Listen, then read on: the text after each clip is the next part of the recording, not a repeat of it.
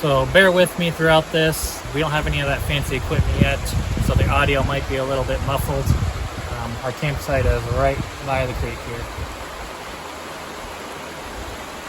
So after 2 months on the road, we decided to purchase a Weboost, and we've been using it for about a month now. We just finished the installation today, the final installation, and we wanted to give you guys a review on how well it's worked and whether we believe it was worth the money. So when we first started out, we seemed to be near bigger cities or areas that had towers. So we didn't have much issues with internet or streaming and such. One of the reasons we didn't buy it earlier was we were trying to basically go without it, because it is fairly expensive. It is $500 or near that. And there are conflicting viewpoints on it. Some people say it doesn't work at all. Other people are like, oh, this is awesome. So we decided to give it a shot. We purchased it on the road and had it sent to an Amazon locker, and then picked that up, like I said, about a month ago.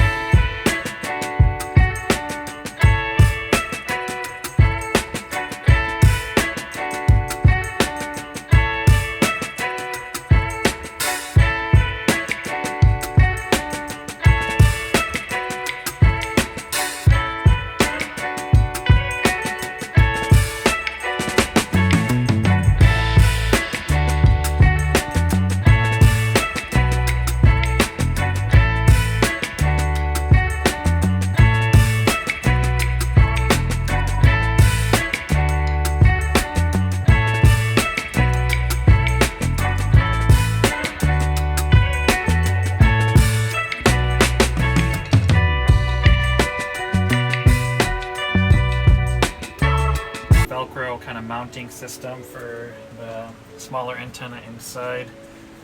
We're going to put that up there. First, I'm going to clean off the wall a little bit just to make sure it sticks.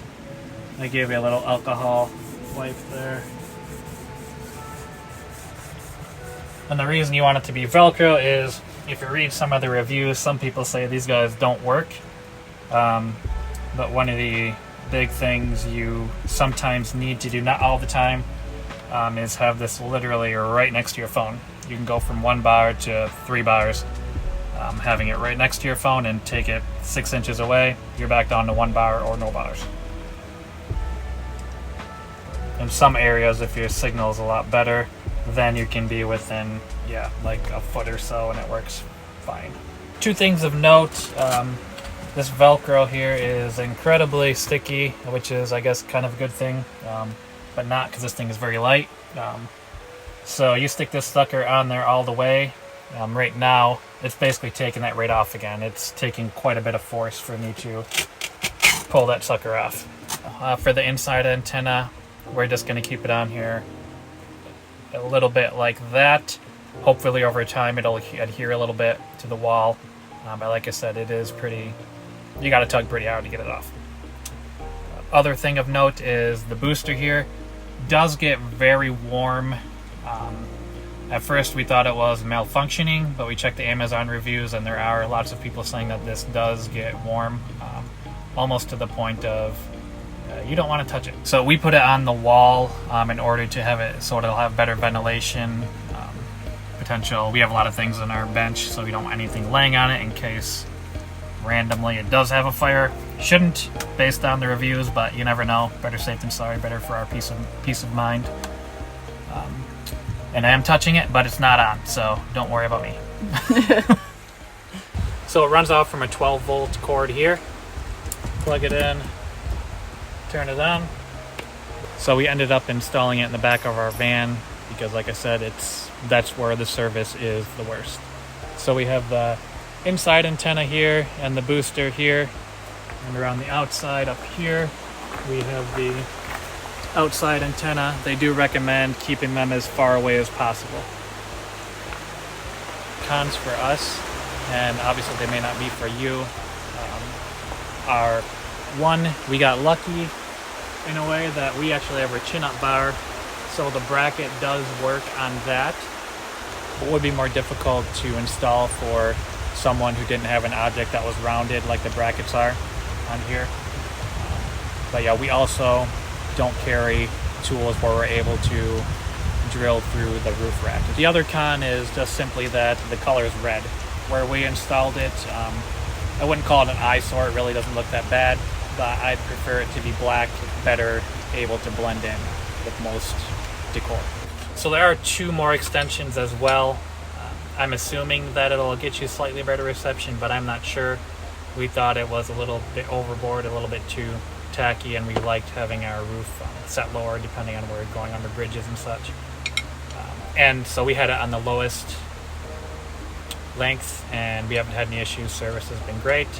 They do have a spring release on it, so if you do hit something, it will snap back and go back up again.